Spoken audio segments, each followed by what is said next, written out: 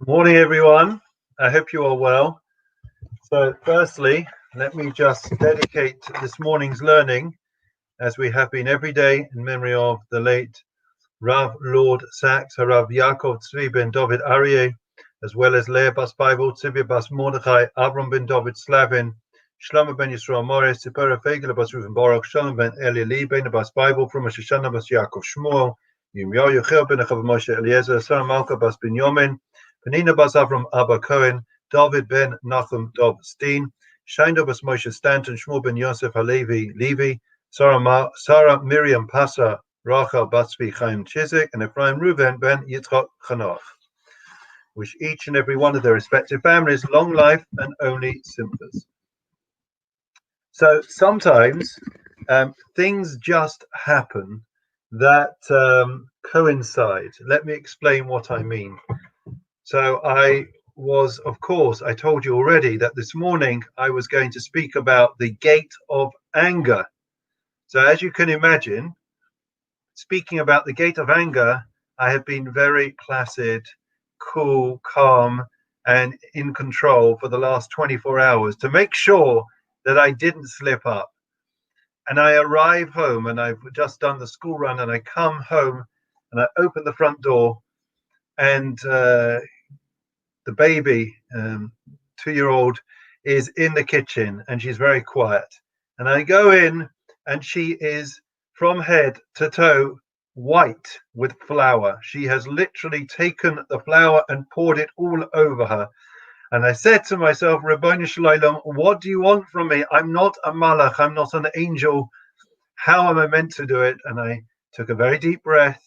And in your honor of discussing about anger, I kept my cool. I am, of course, caked in flour, as is the rest of the kitchen, and I will deal with her afterwards. But there you go.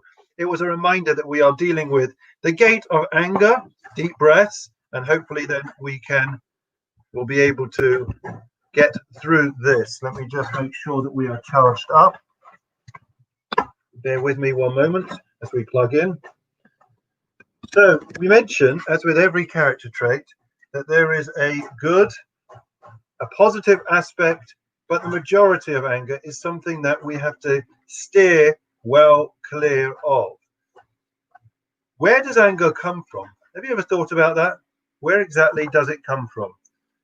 Why would a person get angry? Why do you get angry? I don't think there is anybody who's watching or listening who doesn't at some point get angry. And of course, everyone's predisposed and is born with innate character traits. So some of us are naturally more prone to anger, and others may be more placid, more calm, and they're not so fiery. Certain countries and cultures have certain, are more likely to lose their rag and to become to have a more heated debate than others. So let's try and understand, where does anger come from? So anger is an evil trait. Just as scurvy is a disease of the body, so anger is a disease of the soul. Listen carefully. If one gets angry, all the varieties of hell rule over him. And in fact, it is compared, I don't know if he says it here, but anger is compared to idolatry, okay? Because a person at that time, when he or she becomes angry, loses themselves. They are no longer actually living in this world. They become something, they become subservient to one of their emotions. They're not actually controlling themselves. Observe that most men or women, when they become angry and persist in their anger, they don't pay attention to what they do in the great anger, and they do many things in their anger which they would not do otherwise. We mentioned the phrase before. A person says, I lost my rag, right? I lost control, right? It was a bad day at the office. All these phrases that we have are basically excuses and justifications that we use for no longer it really being us when we are angry. We become possessed. We become exceptionally overcome with the emotions and feelings of anger. So where does it come from? The answer is that in life, all of us crave to be in control. We want to be in control of our lives. We want everything to pan out the way we envisaged, the way we had intended. And when things don't go the way that we want them to, then we become frustrated. We become angry, right? And that is a lack of faith, because we are saying that we want to be in control of our lives.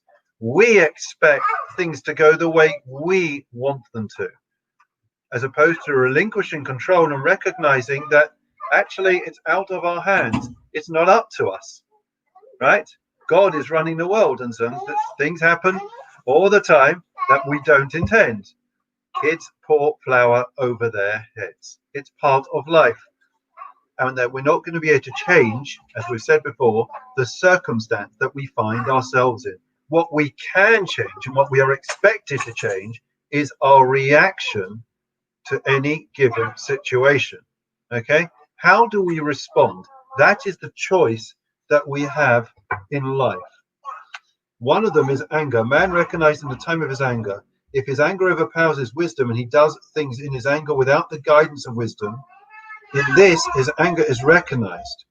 So we become different people. That is the crucial point that is being made.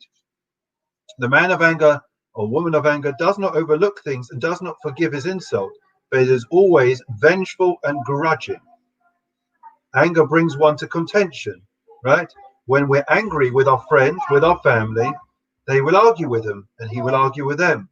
Where there is contention, there is envy and hatred.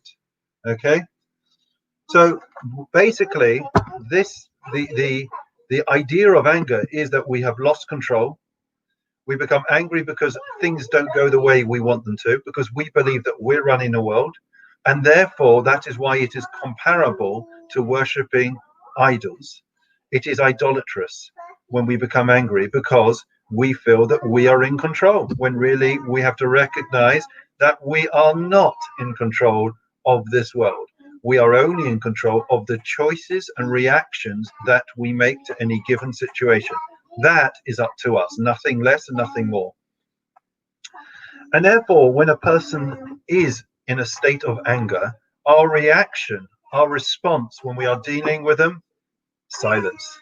You're not allowed to look at somebody that's truly angry. You're not allowed to engage with them, and you should engage with them in conversation, because by doing so, you are going to find that they are only become more angry. The best thing to do is to leave them alone, to let them gain control of themselves, to come back to themselves, to reflect on where they are.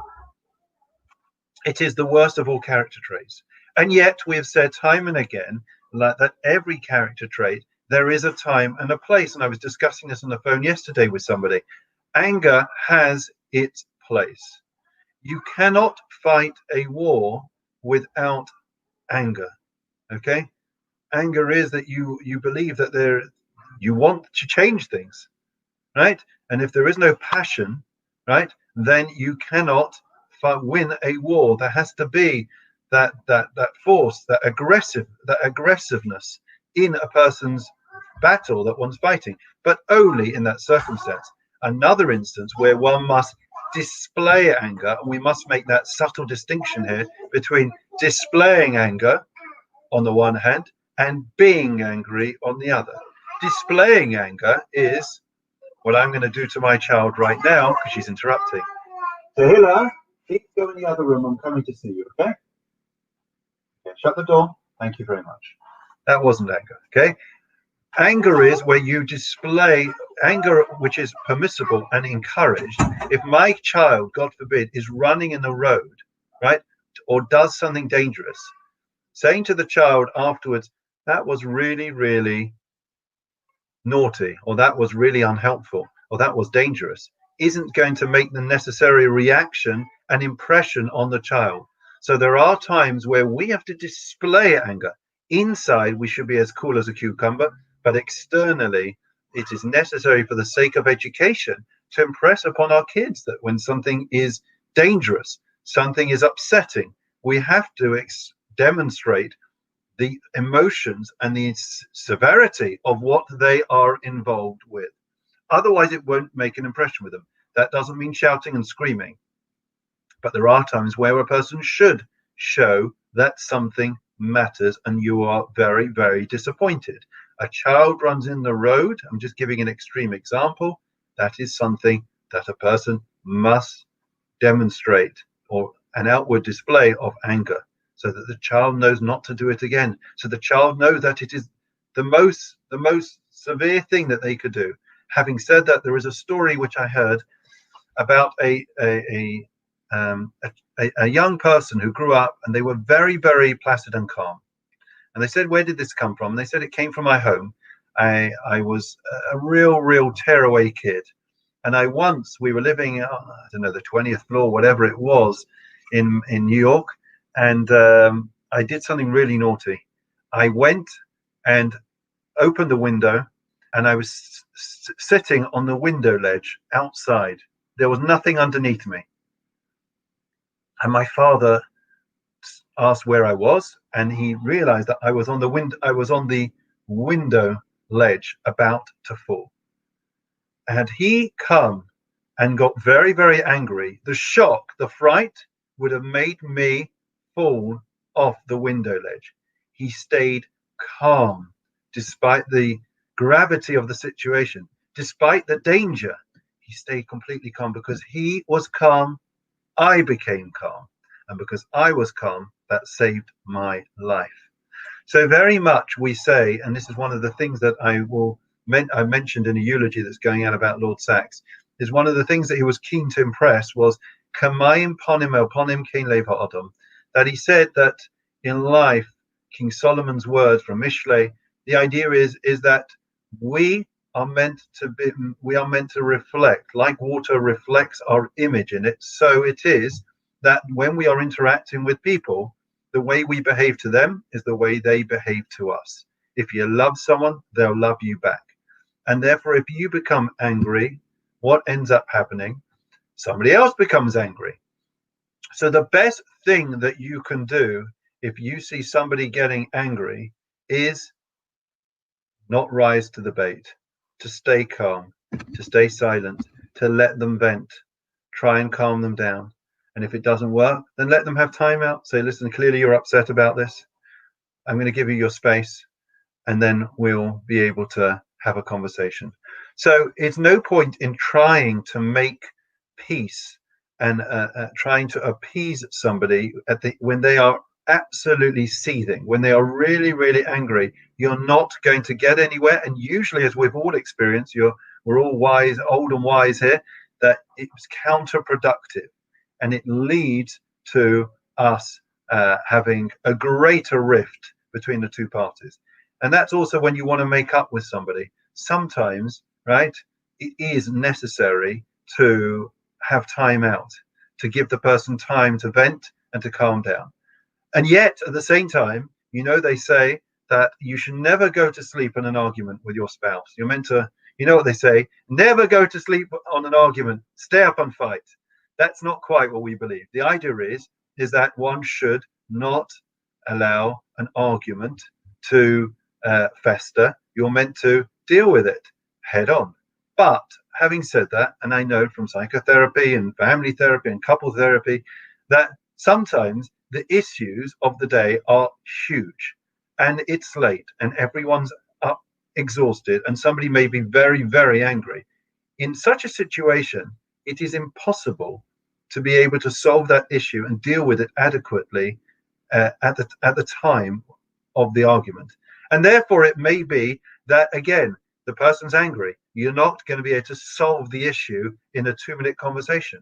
What is worth saying is to recognize the hurt, to recognize the upset, and to say to them, I'm really sorry. I understand that you are exceptionally clearly upset about this. And I want to deal with it properly. Clearly now is not the right time. I don't think we can deal with it right now, right? We're all very upset. Let us make a time and place when we can revisit and deal with this issue. I'm not brushing under the carpet. I recognize that you are hurt and very upset. And that way, right, rather than trying to have an appeasement to resolve the conflict at the time of anger, which is not going to work, that way you've addressed the issue, and on the other hand, you've created a space when you can deal with the issue for the long term. So that is some initial thoughts about anger. And after I get off here, don't worry, I'll be dealing with the flower snowman that is in my house somewhere wandering around, who is rolling around the carpet, making the whole house nice and white. Anyways, we carry on. So we now say Psalm 23. The Lord is my shepherd, I shall not want. He causes me to lie down in green pastures. He leads me beside still waters. He restores my soul. He leads me in the paths of righteousness for his name's sake. Even when I walk in the valley of death, I will fear no evil, for you are with me. You set a table before me in the presence of my adversaries. You anointed my head with oil, my cup overflows. May only goodness and kindness pursue me all the days of my life, and I will dwell in the house of the Lord for the length of days. Memorial prayer. Adon Olamim Zocho Es Nishmo Is Rav Yaakov Tzvi Ben David Aryeh Leah Bas Bible Tzvi Bas Mordechai Ben David Slavin Shon Ben Yisrael Mercy Bora Fegel Bas Ruben Baruch Shon Ben Elili Ben Bas Bible From Yom Yaachia Ben Achava Moshe Eliezer From Moshe Shana Bas Yaakov Shmo Sarah Malka Bas Ben Yomin Benina Bas Avram Abba Cohen David Ben Nachum David Stein Shaina Bas Moshe Stanton Shmo Ben Yosef Halevi Levi Sarah Miriam Pazaracha Bas Tzvi Chaim Chizik Ephraim Ruben Ben Yitzchak Hanoch Shalchu li lamam bagan Eden teimenu chasam lachim balarachamim Yasrein b'seitzik kanabav vilamim V'yetzov z'chayin seshmasam Adonai nachlasam V'yanuchu b'shlom mishkavam V'nomar Amen. There is much more to discuss. I can see that the chat, that there is a lot of conversation going on, and with parenting in particular, it has changed over the course of time, and generally speaking, it's positive reinforcement rather than fear, project fear, and becoming angry all the time and ranting and raving with kids. It goes in one ear and out the other. It's a conversation for another time, but I'm glad that we are being stirring and making people think. Okay, so let me just finish with the Refuah Shalema. Misha Berach of Saint Robins of Yaakov Moshe David Shlomo Yivarach Refes Achayim Babu Shalom Mispalim Babu Rambis V'Say Kadosh Baruch Hu Yimali Rachem Aleichem Lachem Alafosam Ishlach Lem Refuah Shalema Shmaim Lechol V'Em Besoch Shach Yisrael Refuah Sanefesh Refuah Saguf Hashba Zman Karev and Amar Amen. Okay, we'll discuss about physical slapping and everything else. I'm not convinced it doesn't do any harm, but we'll discuss another time. I'm afraid I have to run. Wishing everyone well, and please God, we'll see you at lunchtime for the schmooze and quiz. Take care, keep well, all the best.